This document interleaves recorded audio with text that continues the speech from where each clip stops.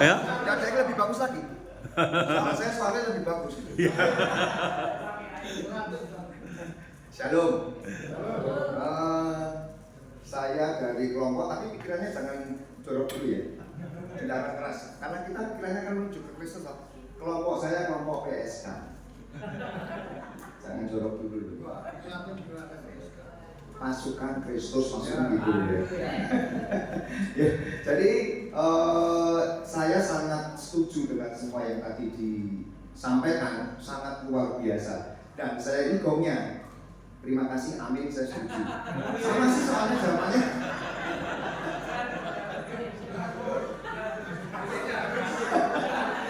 Aku harus balik. Nah, tapi saya jawabannya sama semua. Cuma beda-beda tipis, misalnya sih bahasa Inggris untuk reaksi bahasa Jerman, bahasa Jerman bingung. Ya, nah, kalau kami karena dituntut untuk memberi presentasi ya oke lah. Cuman pada dasarnya saya setuju dan mengaminkan semua tadi. Amin. Amin ya. Amin. Ya wes, bisa Pak. Ya, nah kalau ditanya soal pemuritan adalah itu kalau dari kami proses mengajar, mengarahkan, bimbing, mendelegasikan ya. Karena yang tadi kan belum ada pendelegasian. Kita ini kan juga harus mendelegasikan apa yang sudah kita punya, didelegasikan. Tentunya begitu. Ya, itu yang agak lain. Kalau yang lainnya kan sama, mengajar, mengarahkan. Mengajar tentunya juga mengarahkan. Sudah kan? Nah, bukan sama, belum ya? Mengajar tentunya mengarahkan. Kalau mengajar toh tidak mengarahkan kepada satu arahan yang benar tentunya kan tidak pas. Ya, jadi simpel jawaban saya adalah proses mengajar, mengarahkan, membimbing dan mendelegasikan itu pemuritan adalah ya, gitu. Terus kemudian yang kedua, siapa saja sama setiap orang yang percaya dan mau. Sebab yang mau itu penting. Kalau percaya kok ragu diajar ya percuma.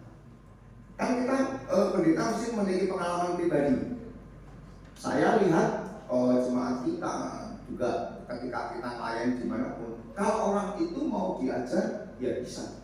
Tapi kalau tidak mau diajar kan susah.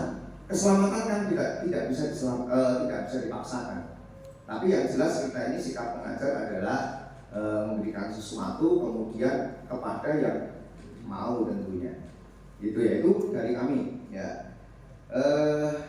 Mengarahkan lebih mendelegasikan ya. Terus kemudian siapa saja setiap orang yang percaya dan yang mau. Kemudian tujuan pemuritan menjadikan seperti Kristus, yaitu tentu ya bomnya menjadi seperti Kristus. Kalau tadi tambahkan Pak dia menambahkan, saya kira ya itu yang menjadi seperti Kristus itu pokoknya kok mau ditambahin apa lagi.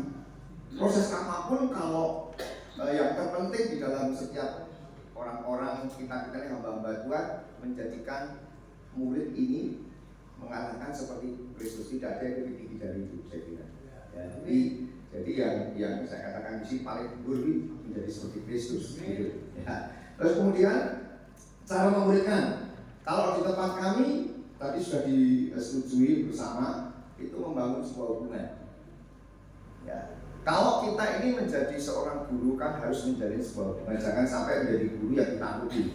Coba kalau kita ini menjadi pengajar yang ditakuti, nggak akan bisa diterima seluruhnya. Tapi paling tidak kalau kita ini bisa membangun hubungan dengan murid, ya dengan senyum, dengan mungkin sapa dan sebagainya, murid itu akan mudah diberikan pemahaman. Tapi kalau kita nggak bisa membangun sebuah hubungan, susah juga. Ya kemudian bersahabat.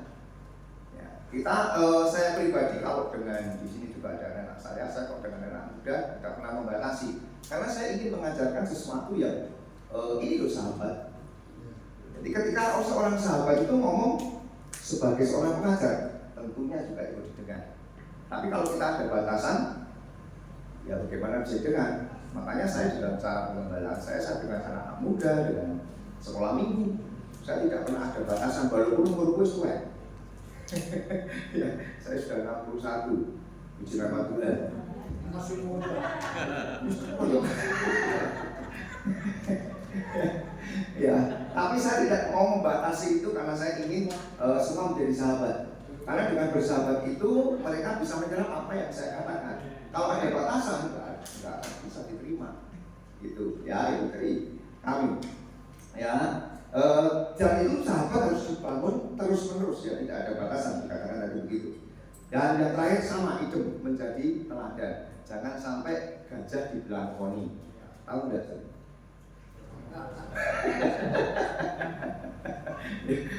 Isokok buat sama melangkoni. Jadi jangan menjadi gajah dibelangkoni. Kita harus ya harus tidak pakai topeng ya, harus menjadi teladan. Kemudian di mana saja ya tentu tidak dibatasi tempat, di warung kopi pun boleh. Kalau warung kopi itu diizinkan tentunya, ya, warung kopi sambil ngopi, sambil ngajar, ya enaknya butuh raga tuh. Paling sebenarnya di gereja. Tapi pada prinsipnya tidak dibatasi semua, di semua tempat. Saya kira ini semua sama ya tadi ya. Nah itu pendapat kami sebagai GOM dan mungkin bisa kita sama-sama dan tadi diberikan masukan bisa sama-sama kita praktekkan. Begitulah. Berapa ini Bapak-bapak? 100.